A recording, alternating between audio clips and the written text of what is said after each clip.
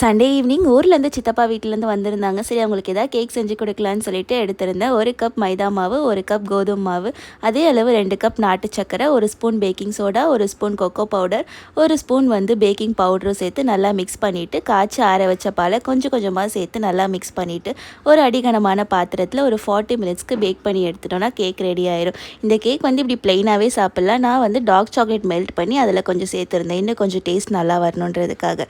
ஆனால் லேட்டராக தான் ரியலைஸ் பண்ணேன், இவங்களுக்குலாம் ப்ரௌனி டேஸ்ட் அவ்வளோவா பிடிக்காது போல். நான் ப்ரௌனி டேஸ்ட் தான் கொண்டு வரலான்னு சொல்லி டார்க் சாக்லேட் எடுத்திருந்தேன்.